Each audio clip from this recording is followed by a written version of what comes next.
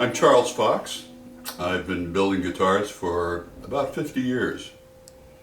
Began when guitars were hardly being built by hand, and I've been privileged to be part of the growth and development of Luthier here in America. The guitar continues to symbolize a lot. You know, a guitar has a lot more meaning than simply the music that it makes. It's kind of like a Harley.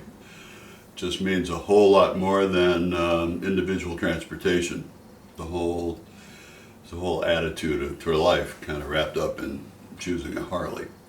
And back then, my Lord, it was the power object. It was the weapon of choice. And so, well, I was an artist. I was an art teacher, a painter. My training is in fine arts. I have a graduate degree in fine arts. So it wasn't too presumptuous or outrageous of me to imagine making my own guitar. I was studying flamenco guitar playing. Needed a flamenco guitar. There were no flamenco guitars that were affordable. There were no factory flamencos or whatever, no student models that I could find. I happened to be studying flamenco guitar at the one place in the United States, in Chicago, where Spanish guitars were being imported and then distributed around the country. And Jim Sherry, he imported Ramirez guitars, among others. And so I had them to look at. I couldn't afford one, but I could see what a handmade guitar actually looked like. And somehow I got together some materials. I don't know quite how, I don't recall. I cobbled something together. I do not have it today. I don't know where it went, and I don't miss it. I'm sure. I'm sure it was not all that good. I got hooked. I loved the building of it, and built another and built another. Before long, I was building guitars. Often, when you hear a person's story how I got into guitar making, you hear the same story. I needed a guitar I couldn't afford. A lot of people were making that same crazy decision to make their own guitar at the same time, all independently though. We didn't know about each other until in the early 70s, the Guild of American Luthiers began. Only then did we begin to know that there were other people doing the same thing, and that was the beginning of the community. And a beginning that was all about the sharing of information. That was a means through which information was shared at the Guild. But like everything else these days, with information flying around so fast, virtually shared, everything has been sped up, and Luthier as well, or guitar making as well. The guitar is evolving everything else at a rate that's unprecedented. Along the way, I began the first school for guitar builders here in America. I had no idea what I was tapping into. There was such pressure on the system. There was no other option, really. A lot of people saw some ads, and I'm sure had never even thought of building their own guitar, but immediately knew that that's something they had to do. Well, back when we began building guitars, we built like the models that were available. Martin guitars, of course, are the benchmark, have always been, and deserve to be. There are so many ways you can go about building guitars. This being America, having been no tradition when we began to fall back on or to guide us, everybody was on their own, and we really all made up our own way of making guitars. We consulted each other and everything we could get our hands on.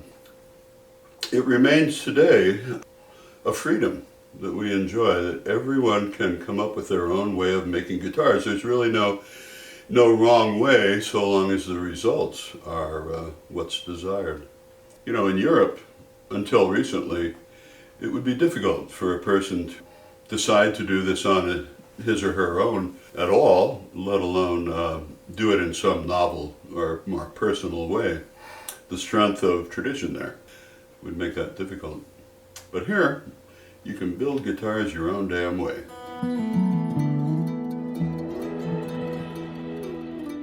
One of the things that people tend to know about me, know my name, is in relationship to this tool. This is a side bender. We created this in 1975.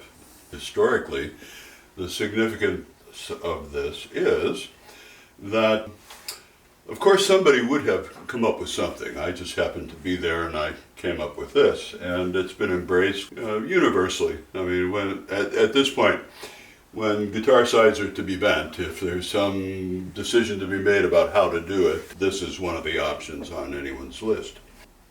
Before we created this, guitar sides had to be bent by hand over a hot pipe.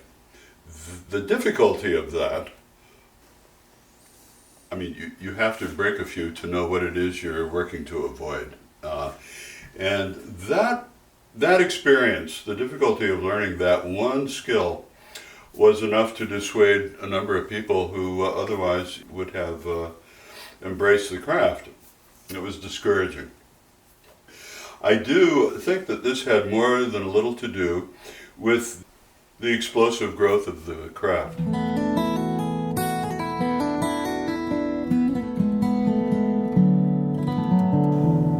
So one thing that many people are impressed by when they encounter Luthier, many of my students, all of my students are grown-ups. And so they come from other jobs, other realms, other fields. And they're very impressed by how free we are with our information, how freely we share our information. This goes back to the 60s, when this all began. By the way, we say it all began then because we began then. There have always been a few people in America building guitars independently. But by and large, in the 60s, when so many of us decided to build our own damn guitar, the only models were manufactured instruments. The 60s were very special times.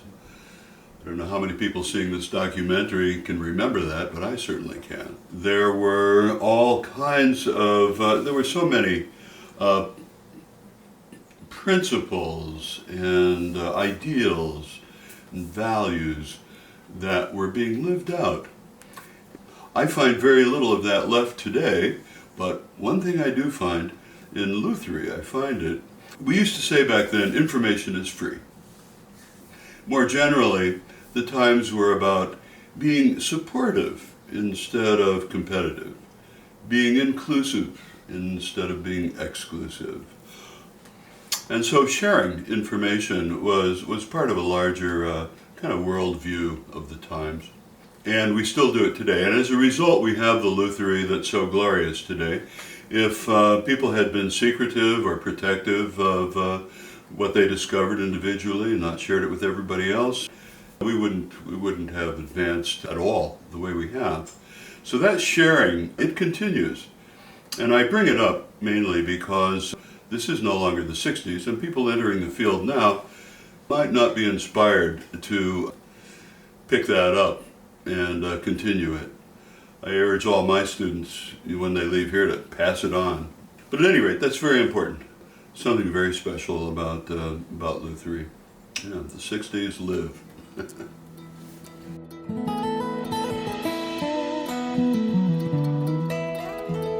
It's been a truism in Luthier that the realms, there are four realms, the way I imagine it and explain that there are four simultaneous realms to the guitar.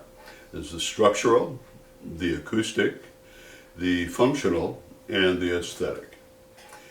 And it's interesting how interconnected, or the word coupled, is used in the trade. You can hardly make a move in any one of them without something being affected in other realms, often unintended and perhaps even unexpected. The structural and acoustic realms are in an antagonistic relationship. One can optimize one, but beyond a point, one does that to the peril or the compromise of the other. My approach is to, with that conflict in mind, my approach is to build the rim of the guitar, the rim, in such a way that it's rigid, and use that just conceptually as a superstructure for the instrument. A superstructure to which the top, the back, and the neck are attached. Conservation of energy is just so fundamental to what we do. You know, the plucked string, unlike the bowed string, which just goes on, constant input of energy, the plucked string, if you've ever looked at it on an oscilloscope, its decay is dramatic, it's quick, and to the point where we so value sustain because of that. The way I go about making the rim, as rigid as it is with these double linings. There's a solid strip, about a 1/16 of an inch thick, of cedar running around the inside of the guitar, and it's offset by about 1/4 of an inch from the solid side itself. That is enough to lock it into shape. Another approach people take to this is to laminate the sides themselves. Make the sides 3 thicknesses, perhaps 2 or 3 thicknesses, and that certainly accomplishes the acoustic aim of stiffening the sides enough to quiet them down. But it doesn't necessarily lock the thing structurally into shape the way this does. What this has led to, and I've been doing that for a long time, but more recently, and even this is a decade ago, but I created a guitar, a model called the Ergo guitar, and this Ergo was designed to incorporate a lot of aspects of guitar design that were just 10 years ago still in the ascendant. Things like side ports and the Demansers, wedge-shaped body, and a number of things went into it. But construction-wise, the Ergo evolved from this experiment. This was the first prototype, really, a rim for an Ergo, and it's rigid, without any of these linings that I mentioned. It has a 1/4 inch of aircraft foam, very lightweight, as a core, offsetting from the solid side, in this case just very utilitarian mahogany. On the inside, there's a skin of 3-ply model maker's plywood. We should say laminate. Plywood, guitar people don't want to hear plywood.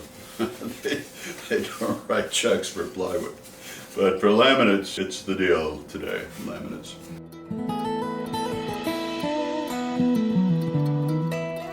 I feel it coming on. I wish I had something to show you. I don't yet, but what I feel coming on is a move toward simplicity, and perhaps profound simplicity. Not just the simplicity of elegance.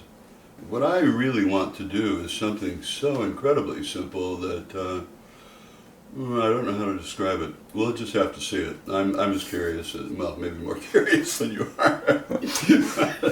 I've had wonderful experiences now and then with historical classical guitars.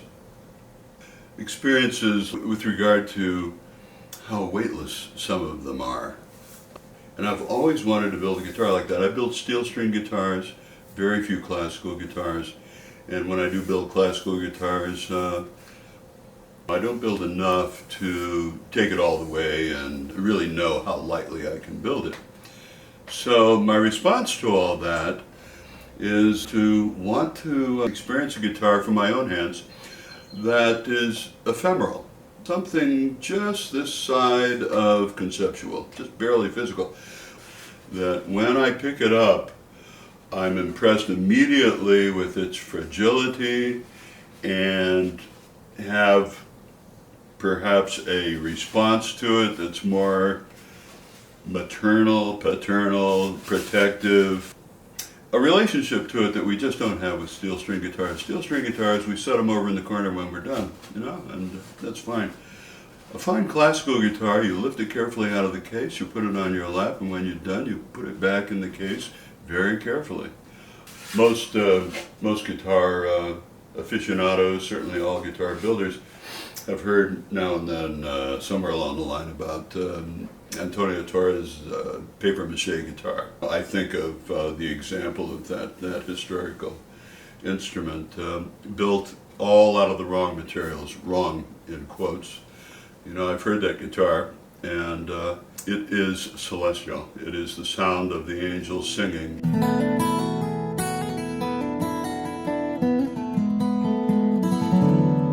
I'm often asked for a piece of good advice for beginning luthiers, you know. And one of the things is how to prevail in the market. You know, this is a very competitive business now. And it's very important to have a website, of course. But more than that, to really succeed at this, you've got to have a few skills with regard to that presentation on the website. There is a money shot, and this is what you have to practice. Now you have to practice this. This is it. That right there. That is the key to success.